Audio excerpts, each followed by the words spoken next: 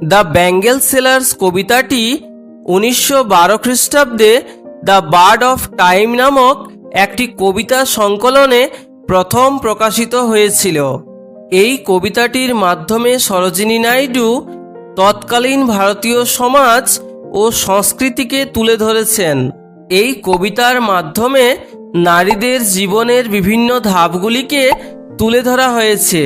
এই ধাপগুলি হল প্রথমে অবিবাহিতা তরুণী, পরে কনে ও স্ত্রী এবং শেষে অভিজ্ঞ গৃহবধূ ও মা।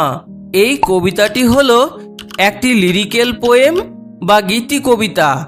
কবিতাটি 4টি স্তবকে বিভক্ত এবং প্রতিটি স্তবকে 6টি করে লাইন আছে। প্রতিটি স্তবকের রাইম স্কিম হল A A, B B, CC.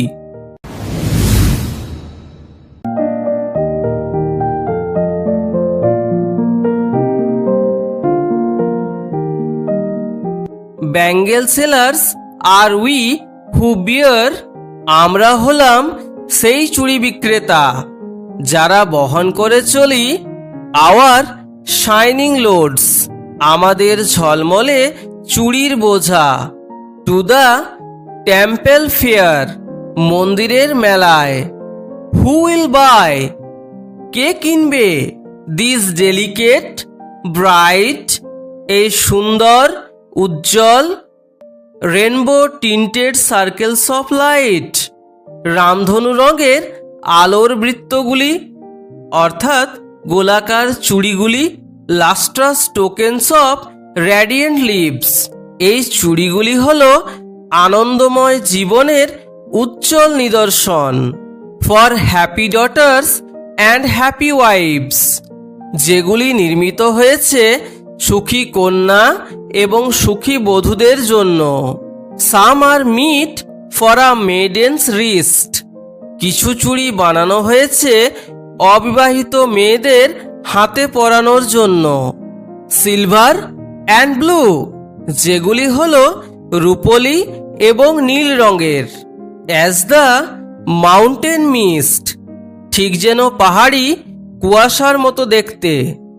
Some R ফ্লাশড like the birds, কয়েকটি আবার রঙিন ফুলের কুড়ির মতো। দ্যাট ড্রিম, যারা স্বপ্ন দেখে। On the tranquil brow of a woodland stream, যে কুঁড়িগুলো শান্ত বন্য নদীর কূলে বেড়ে ওঠে। যেমন একটি কুঁড়ি একদিন ফুলে পরিণত হওয়ার স্বপ্ন দেখে, ঠিক তেমনি কমবয়সী মেয়েরা তাদের সুখী দাম্পত্য জীবনের স্বপ্ন দেখে। Some are aglow with the bloom that cleaves, কতকগুলি উজ্জ্বল ঝলমলে ফুলের মতো ফুটে ওঠে। To the limpid glory of new born leaves, সদ্য গজানো সবুজ পাতার নির্মল সৌন্দর্যের কাছে। Some are like fields of sunlit corn, কিছু চুড়ি সূর্যালোকিত ভুট্টার ক্ষেতের মতো। Meet for a bride on her bridal morn, যা বানানো হয়েছে বিবাহের দিন সকালে কনের হাতে পরানোর জন্য। Some like the flame of her marriage fire, কিছু সংখ্যক চুড়ির রং বিবাহের পবিত্র আগুনের মতো। Or rich with the hue of her heart's desire, কিংবা তার হৃদয়ের আকাঙ্ক্ষার রঙে পরিপূর্ণ। টিঙ্কলিং, টুংটাং শব্দকারী। লুমিনাস, ঝলমলে। টেন্ডার অ্যান্ড ক্লিয়ার, কোমল ও স্বচ্ছ। Like her bridal laughter and bridal tear, ঠিক যেন বিয়ের কনের হাসি আর অশ্রুর মতো। অর্থাৎ এখানে বিয়ের কনের নতুন জীবনে প্রবেশ করার আনন্দ এবং একই সাথে পরিবার ও বাবা মাকে ছেড়ে যাওয়ার ব্যথাকে বোঝানো হয়েছে। সাম আর পার্পল অ্যান্ড গোল্ড ফ্ল্যাক্ট গ্রে, কিছু কিছু চুড়ি বেগুনি এবং সোনালি ফোঁটা বা দাগযুক্ত ধূসর রঙের। For she who has journeyed through life midway, যেগুলি তৈরি হয়েছে তাদের জন্য যারা জীবনের মাঝপথে যাত্রা করছে, অর্থাৎ মধ্যবয়স্কা স্ত্রীদের জন্য। হুজ হ্যান্ডস হ্যাভ চেরিশড, যাদের হাত দুটি লালন করেছে। হুজ লাভ হ্যাজ ব্লেসড, যাদের ভালোবাসা আশিস দিয়েছে।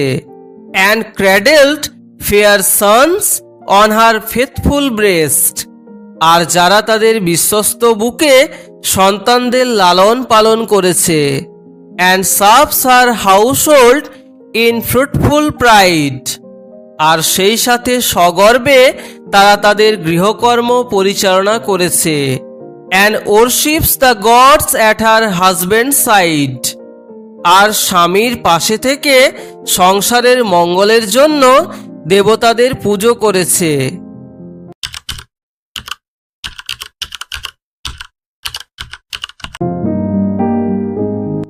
এই কবিতায় কবি নিজের মনের ভাবকে চুড়ি বিক্রেতাদের মাধ্যমে প্রকাশ করেছেন। এই কবিতায় আমরা দেখতে পাই যে চুড়ি বিক্রেতারা মন্দির সংলগ্ন মেলাকে বেছে নিয়েছেন। এর পেছনের কারণ হল তৎকালীন সময়ে বেশিরভাগ মহিলারাই ঘরের কাজে ব্যস্ত থাকতেন এবং ধর্মীয় উৎসব ছাড়া খুবই কম বাড়ির বাইরে যেতেন। এই কবিতায় সরোজিনী নাইডু বিভিন্ন সিম্বলসের মাধ্যমে নিজের মনের ভাবকে প্রকাশ করার চেষ্টা করেছেন। যেমন 1. ব্যাঙ্গেলস বা চুড়ি হল ভারতীয় মহিলাদের সুখী, আনন্দময় এবং সমৃদ্ধ জীবনের প্রতীক। 2.